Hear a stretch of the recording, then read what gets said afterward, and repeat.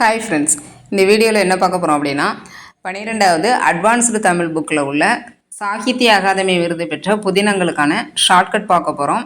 வாங்க வீடியோக்குள்ளே போகலாம். கல்கிக்கு 5-6 வயசு இருக்கும்போது என்ன பண்ணுறாருனா கடலில் கல்லை விட்டு எரியிறாரு. அப்படி எரியும் போது அந்த கடல்லேருந்து வரக்கூடிய அலை ஓசையை பார்த்து ரசித்து நிற்கக்கூடிய படம் தான் இது. கல்லை விட்டு எரியிறாரு. அது கல்கி 5-6 வயசு இருக்கும்போது 1956 அந்த கடல் அலை ஓசையை கேட்டு ரசிக்கிறார். அதான் அலை ஓசை.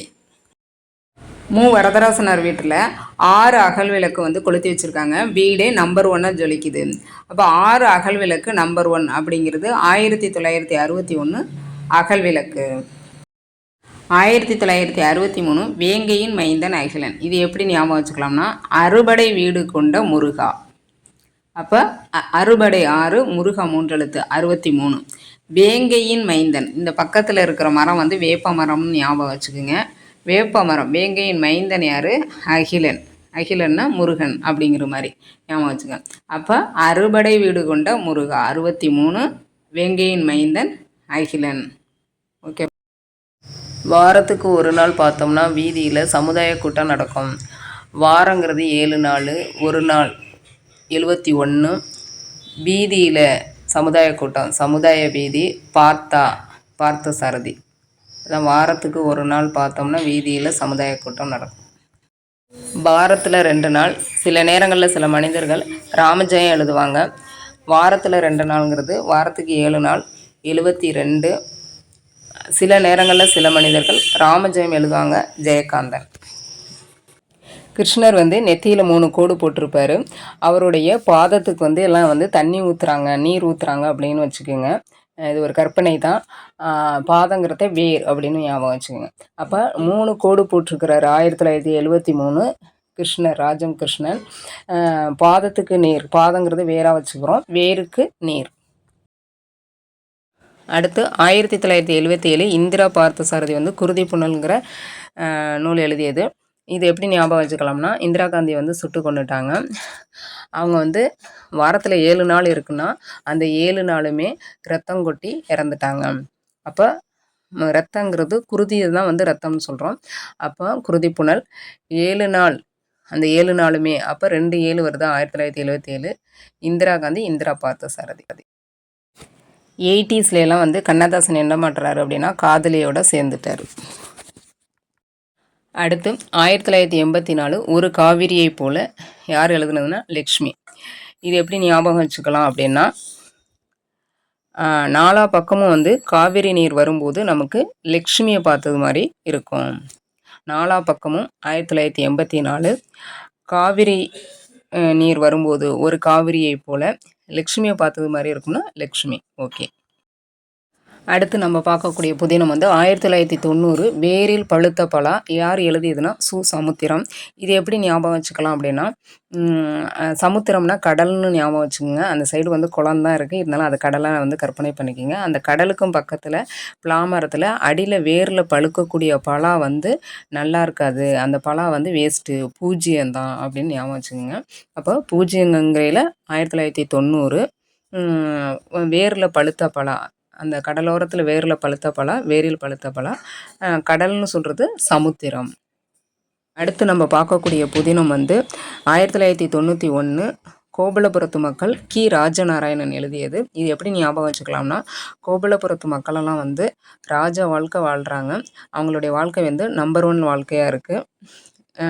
நம்பர் 1ங்கிறது 1991.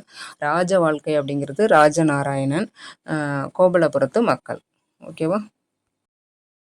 அடுத்து நம்ம பார்க்க போகிறது 1992 குற்றால குறிஞ்சி. இது எழுதியது கோவி மணிசேகரன். இது எப்படி ஞாபகம் வச்சுக்கலாம் அப்படின்னா குற்றாலத்தில் குறிஞ்சி பூ 12 வருடத்திற்கு ஒரு முறை தான் பூக்கும். அந்த பூவை நம்ம மணி கொடுத்து தான் வாங்கணும். மணினா பணம், மணி கொடுத்து தான் வாங்கணும். அப்போ இது எப்படி ஞாபகம் வச்சுக்கலாம்னா 12 வருடங்கிறத 92ன்னு ஞாபகம் வச்சுக்கோங்க. குற்றால குறிஞ்சி பூ மணி கொடுத்து தான் வாங்கணும் அப்படின்னா கோவி மணிசேகரன். ஓகேவா? அடுத்து நம்ம பார்க்கக்கூடிய புதினம் 1993 காதுகள்ங்கிற புதினம். அதை எழுதியவர் எம்.வி. வெங்கட்ராம். இதை எப்படி ஞாபகம் வச்சுக்கலாம்னா எல்லாருக்கும் 2 காதுனா, ஆனால் ராமருக்கு மட்டும் 3 காது. அப்போ 3ங்கிறது 1993 காதுகள். வெங்கட்ராம் தான் வந்து ராமருங்கிறது வெங்கட்ராம். அடுத்து நம்ம பார்க்கக்கூடிய புதினம் வந்து 1994 புதிய தரிசனங்கள் பொன்னியிலன் ஆசிரியர். இது வந்து எப்படி ஞாபகம் வச்சுக்கலாம்னா, என்னதான் வந்து நிலம் வந்து பொன் போன்ற நிலமாக இருந்தாலும் 4 பக்கமும் வந்து தரிசாக தான் கிடக்கு. ஓகேவா? அப்போ 4 பக்கமும் 1994 தரிசு புதிய தரிசனங்கள் பொன் போன்ற நிலம் பொன்னியிலன். இதே மாதிரி நம்ம ஏற்கனவே ஒன்று பார்த்துருக்கோம். 4 பக்கமும் காவேரி நீர் வந்தால் நமக்கு லக்ஷ்மியை பார்த்தது மாதிரி இருக்கும்னு பார்த்துருக்கோம். அடுத்து நம்ம பார்க்கப்பட புதினம் 1995 வானம் வசப்படும். எழுதியவர் வந்து பிரபஞ்சன். இது எப்படி ஞாபகம் வச்சுக்கலாம் அப்படின்னா, ஐம்பூதங்களையும் அடக்கி ஆள தெரிந்தவனுக்கு தான் வானத்தை வசப்படுத்த முடியும். அப்போ ஐம்பூதங்கள்ங்கிறையே 1995 ஐம்பூதங்கள்ங்கையில் பிரபஞ்சம்னாலும் 5 தான், ஐம்பூதங்கள் தான். இப்போ வானம் வசப்படும். ஓகேவா? அடுத்து நம்ம பார்க்கக்கூடிய புதினம் 1997 சாய்வு நாற்காலி. எழுதியவர் வந்து தோப்பில் முகமது மீரான். இது எப்படி ஞாபகம் வச்சுக்கலாம் அப்படின்னா, வாரத்தில் 7 நாள் இருக்குன்னா 7 நாளும் தோப்பில் போய் நல்லா சாய்வு நாற்காலியை போட்டுக்கிட்டு தூங்கினா எவ்வளோ சுகமாக இருக்கும். அப்போது இது எப்படி அப்போ 7 நாளுங்கையில் 1997 தோப்பில் அப்படிங்கும்போது தோப்பில் முகமது மீரான். சாய்வு நாற்காலியை போட்டுக்கிட்டு தூங்கலாம் அப்படின்னா சாய்வு நாற்காலி. அடுத்து வந்து நம்ம பார்க்கக்கூடிய புதினம் 1998 விசாரணை கமிஷன். எழுதியவர் வந்து சா கந்தசாமி. இது எப்படி ஞாபகம் வச்சுக்கலாம் அப்படின்னா, நம்ம வந்து ஒரு கோயில் கட்டுறோம், சாமி கட்டுறோம் அப்படின்னா லைசன்ஸ் இல்லாமல் சாமியை கட்டணும்னா விசாரணை கமிஷன் வச்சு விசாரிக்க ஆரம்பிச்சிருவாங்க. அப்போ லைசன்ஸ் இல்லாமல் 1998 8ங்கிறது லைசன்ஸு. 1998 சாமி கட்டணும்னா அதான் வந்து கந்தசாமி. விசாரணை கமிஷன் வச்சுருவாங்க, விசாரணை கமிஷன். அடுத்து நம்ம பார்க்கக்கூடிய புதினம் 2001 சுதந்திர தாகம். எழுதியது வந்து சீசு செல்லப்பா. இது எப்படி ஞாபகம் வச்சுக்கலாம் அப்படின்னா, நமக்கு வந்து என்ன தான் வந்து 1947 ஆகஸ்ட் 15 வந்து சுதந்திரம் கிடைத்தாலும் ஃபஸ்ட்டு வந்து நம்ம அப்பாக்கிட்டேருந்து சுதந்திரம் கிடைக்கணும் அப்படின்னு ஞாபகம் வச்சுக்கலாம்.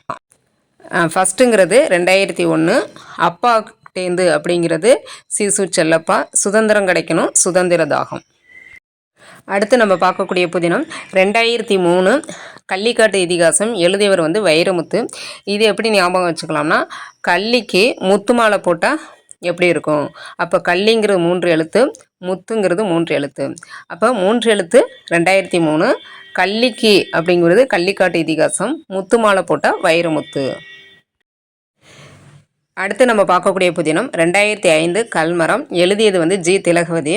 இது எப்படி ஞாபகம் வச்சுக்கலாம்னா, திலகவதி என்னன்னு தெரில, 5 நாளாகவே வந்து கல்மனசாக இருக்காங்க. 5 நாளாக அப்படிங்கிற 2005, கல்மனசு வந்து கல்மரம், திலகவதி. அடுத்து நம்ம பார்க்கக்கூடிய புதினம் 2007 இலையுதிர் காலம். ஆசிரியர் வந்து நீல பத்மநாபன். இதை எப்படி ஞாபகம் வச்சுக்கலாம் அப்படின்னா, வாரத்தில் 7 நாள் தான் இருக்குது. 7 நாளுமே வந்து இந்த மரம் வந்து இலை உதிர்ந்துக்கிட்டே இருக்கிறதுனால இது வந்து கலர் வந்து நீல கலரில் மாறிடுது. ஓகே, வாரத்தில் 7 நாளும் உதிருங்கிறதுனால 2007 இலை உதிர்த்துக்கிட்டே இருக்குது அப்படின்னா இலையுதிர் காலம். அது வந்து நீல கலரில் மாறிடுது அப்படின்னு சொல்கிறோம். அது வந்து நீல பத்மநாபன். அடுத்து நம்ம பார்க்கக்கூடிய புதினம் 2011 காவல் கோட்டம். ஆசிரியர் வெங்கடேசன். இது எப்படி ஞாபகம் வச்சுக்கலாம்னா, இந்த திருப்பதி வெங்கடாஜலபதி இந்த பிக்சரை பாருங்கள். இதை சுற்றி லெஃப்ட் சைடு ஒரு 5, ரைட் சைடு ஒரு 5, 10, நடுவில் ஒரு பெண் தெய்வம், டோட்டலாக வந்து 11 இருக்கான். அப்போ வந்து 11 பேர் வந்து அந்த திருப்பதி வெங்கடாஜலபதியை வந்து 11 பேர் வந்து காவல் காக்குறாங்க அப்படின்னு ஞாபகம் வச்சுக்கோங்க. 11ங்கையில் 2011 காவல் காக்குறாங்க, காவல் கோட்டம். திருப்பதி வெங்கடாஜலபதி வந்து வெங்கடேசன். ஓகேவா? அடுத்து நம்ம பார்க்கக்கூடிய புதினம் 2012 தோல். ஆசிரியர் வந்து டி செல்வராஜ். இது எப்படி ஞாபகம் வச்சுக்கலாம்னா, இப்போ எக்ஸாம்பிளுக்கு எங்கள் ஊர் தோல் டாக்டர் வந்து செல்வராஜ் டாக்டர். இவர் வந்து 12 மணி நேரமும் வந்து பார்வை நேரம் வந்து 12 மணி நேரமும் பார்ப்பார். ஓகேவா? அப்போ 12 மணி நேரம் 2012 தோல் டாக்டர் தோல். டாக்டர் பேர் வந்து செல்வராஜ். அடுத்து நம்ம பார்க்கக்கூடிய புதினம் 2013 கொர்க்கைங்கிற புதினம். எழுதியவர் வந்து ஜோ டி க்ரூஸ். இது எப்படி ஞாபகம் வச்சுக்கலாம்னா, அந்த க்ரூஸுங்கிறது ஜூஸ் பாட்டில்னு ஞாபகம் வச்சுக்கோங்க. இது வந்து 3 பேர் கையில் வந்து ஜூஸ் பாட்டில் இருக்குது. அப்போ 3 பேரும் கையில் 2013 கையில் கொர்க்கை, ஜூஸ் பாட்டில் வந்து ஜோடி க்ரூஸ். ஓகேவா? அடுத்த புதினம் 2014 ஐஞாடி. ஆசிரியர் வந்து பூமணி. இது எப்படி ஞாபகம் வச்சுக்கலாம்னா, எல்லாரும் 4 மணி ஆயிட்டுனா அங்காடிக்கு போவாங்க. 4 மணி 4 2014 மணி பூமணி ஆசிரியர் பேர், அங்காடி ஐஞாடி. ஓகேவா? அடுத்த புதினம் 2015 இலக்கிய சுவடுகள். இதை எழுதியவர் வந்து ஆ மாதவன். இதை எப்படி ஞாபகம் வச்சுக்கலாம் அப்படின்னா, 15 இலக்கியங்கள் படிக்கிறதுக்கு நல்ல மாதவம் புரிந்திட வேண்டுமம்மா அப்படின்னா, அப்போ 15ங்கிறது 2015 இலக்கிய சுவடுகள், மாதவம் புரிந்திட வேண்டுமம்மா அப்படின்னா மாதவன். ஓகே. அடுத்த புதினம் 2018 சஞ்சாரம்.